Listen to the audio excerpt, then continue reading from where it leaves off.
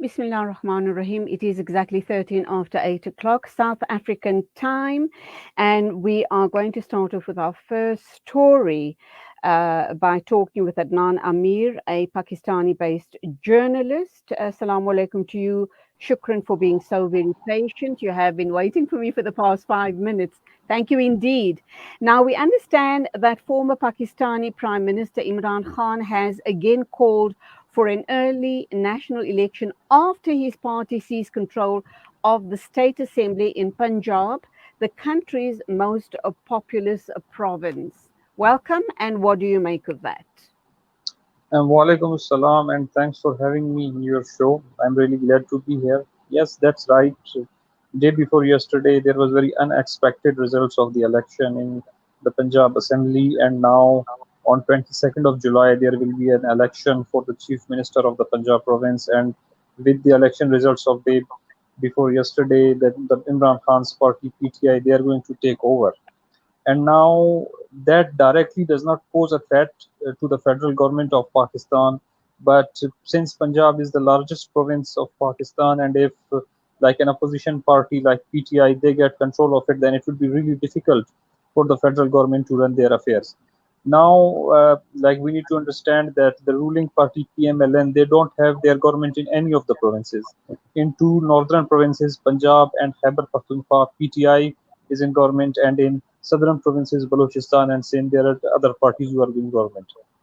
So it will be really difficult for the ruling PMLN to continue their government, and Imran Khan will keep on pressurizing the government. And he believes that after the recent victory, he believes that if elections are held sooner, he has a greater chance of winning them with a greater majority. And the PMLN, the incumbent party, they know that if they are going to conduct elections sooner, they are going to lose. So now it's like a battle of nerves. Like the PMLN, they want to delay the elections as much as possible, and Imran Khan wants them to be held as soon as possible. And Imran Khan will try his best. He will not run this government, and political stability in Pakistan is once again a thing of the past. And there is a consensus among all like political analysts and pundits that until and unless the general elections are held, there will not be any political stability in Pakistan anytime soon. What are the chances of early elections being held? Obviously, the federal government is going to push as much as they possibly can. They're going to push back against Imran Khan and his PTI party. But what are the chances that those elections can be held earlier? Yeah, well, according to the constitutionally stipulated time, elections are supposed to be held somewhere around August to October 2023. So the government currently has like more than a year they can hold on to this government. So the chances are again depend on how much effort or how much pressure Imran Khan can put on the government. He will start agitation, he will call for protest, and his supporters who are really much charged, they will create trouble for the government. So once again, it will again be like the question of how much this government can tolerate. And secondly, we also need to consider the situation of economy, which is not really good. The inflation is at all-time high, the fuel prices are skyrocketing, and the government is making those decisions, and due to those decisions, they are becoming unpopular.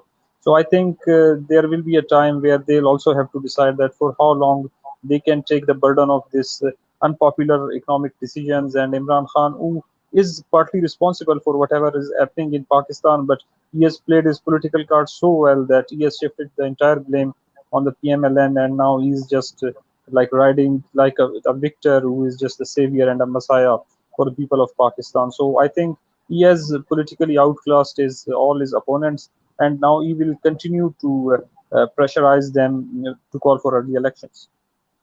There's a lot of rumors about the ruling party, the federal government, being very, very corrupt. They were in power in the past, and there have been lots of fingers pointed at them for corruption. Uh, Certain people or certain groupings see Imran Khan as the savior.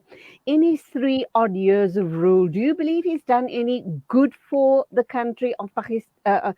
Has he done any good regarding his rule in Pakistan?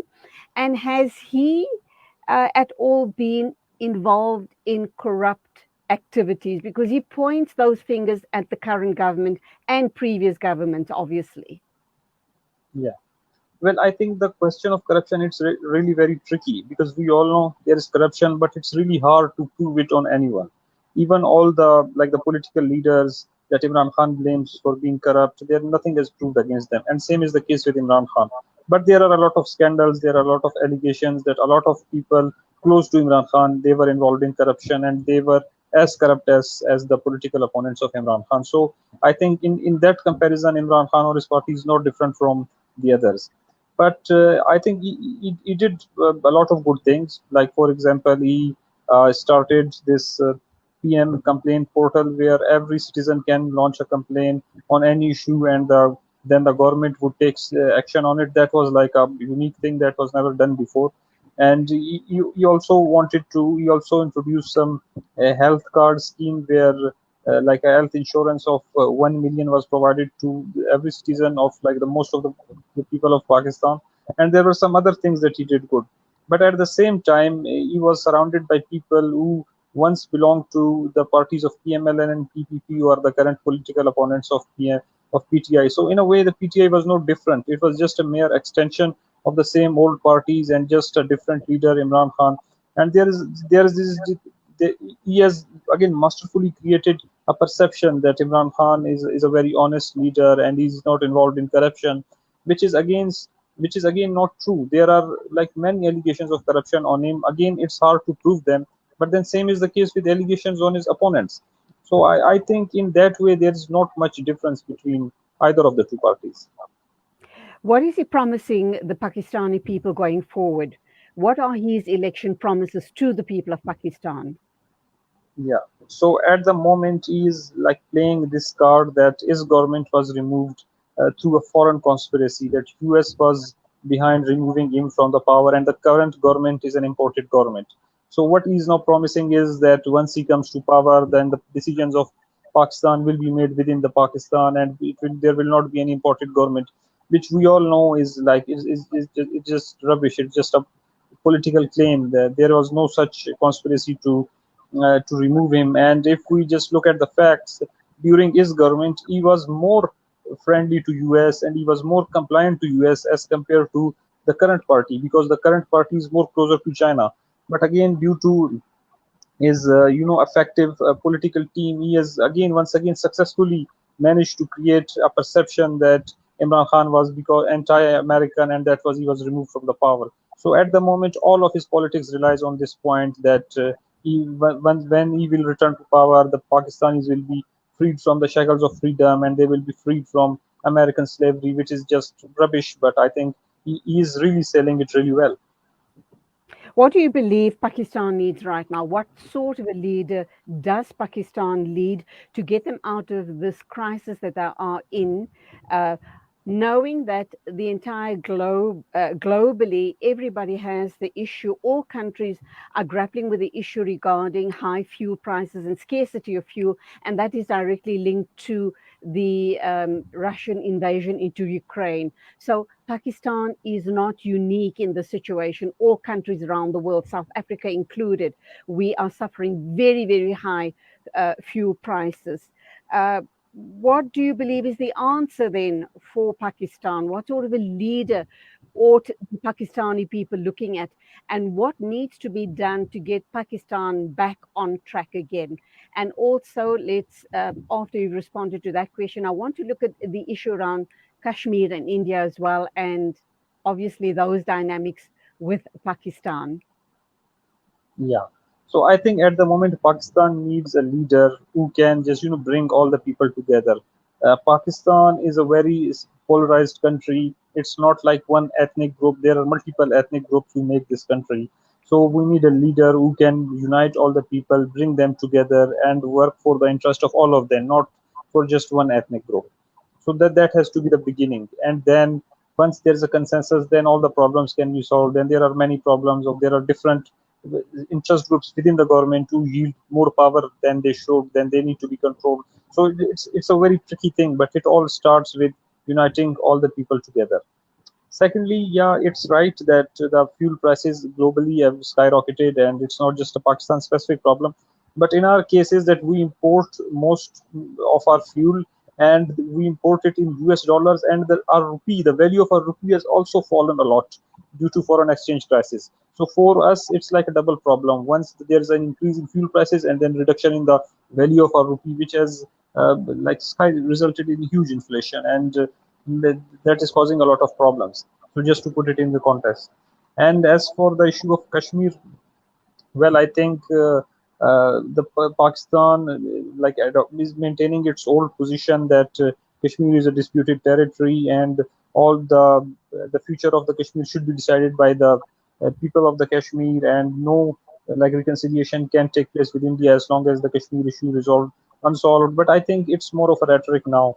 And after the India like suspended the Article 370 on August 2019, Pakistan is also, at some point they're also like thinking of some out of the box solution to the Kashmir, that like endorsing the current boundaries or something, but they are not going to do it due to public pressure. But I think the those who control like who take the significant decisions in Pakistan, they know that Kashmir is an issue that they cannot prolong too much, and they need to resolve it at some point with India. It might be against what was Pakistan's policy at one time, but it needs to be resolved at some point in time. Relations between Pakistan and India, we know that it's been very cool for a very, very long time. Do you think that the current leadership or a change in leadership might alter that scenario? And how important is it for Pakistan and India to have good relations, given that we've been hearing a lot about Islamic or Islamophobia tendencies that are running rife in India? They're very, Yeah, very yeah. anti-Muslim, and Muslims in India are going through severe, severe pressure and hardship. Yeah, yeah. I think the current government in Pakistan, it's a lame duck government. It's under pressure. It cannot take any decisions. So any government that comes after general elections will be in a position to take decisions. But I think, as you mentioned, that in India, like something very similar to a genocide of like Muslims has started, and the government is encouraging that behavior.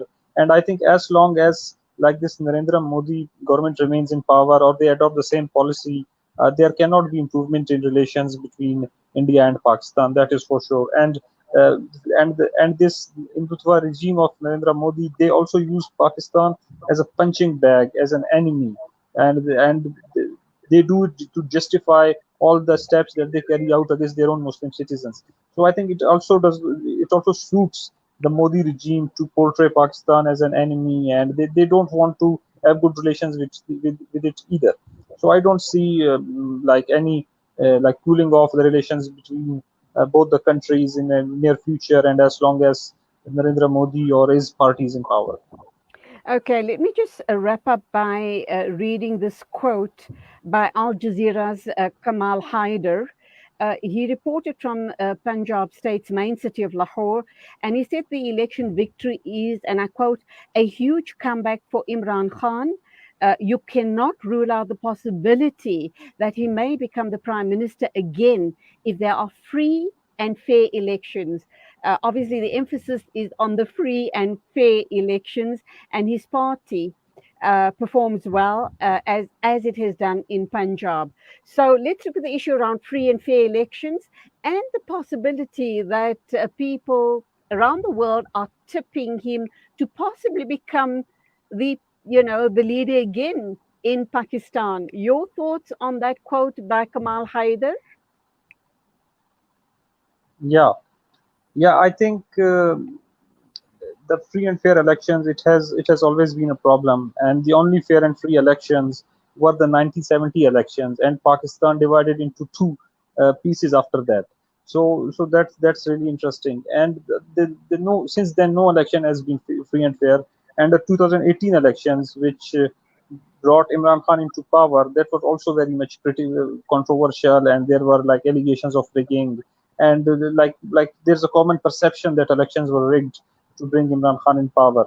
So now Imran Khan has just targeted all his guns towards the chief election commissioner. He believes that he is against him, and he's supporting PMLN. So he wants the chief election commissioner to be removed, and he believes that if chief election commissioner is removed, then they have a fair chance of winning the elections. But at the moment, Imran Khan has built up very strong pressure, and it would not be easy for anyone to rig the elections against him. So that's one thing. And with his popularity, I think there is a high chance that he can once again win the elections and become the prime minister. But we also need to consider the fact that the elections are not only about popularity or what one leader is. There is a lot of, at every level, constituency level, there is some internal politics between different clans, between different families, and all of them also play a part in the overall election result. So not only Imran Khan has to maintain his popularity, but he also needs to play smart and deciding in his candidate so that he can also not fall victim to any constituency politics that can alter his chances of winning. So I think he has a fair chance, and if general elections are held anytime sooner, there is no doubt that he's going to win. Adnan Aamir from Pakistan, a journalist based obviously in Pakistan. Thank you indeed for your thoughts on this matter regarding Pakistan and its politics. Wonderful talking to you. Go well and salam alaikum to you. Thank you. Thanks for having me. The time is exactly 8:29. Standing by to talk to us is Dr. Ahmed Haroon Jazbai. He's the executive member at Media Review Network. We're going to be looking at the recent conference that he attended in Turkey regarding this global trend around Islamophobia. But first, an ad break, and then we'll be with Dr. Ahmed Haroon Jazbai.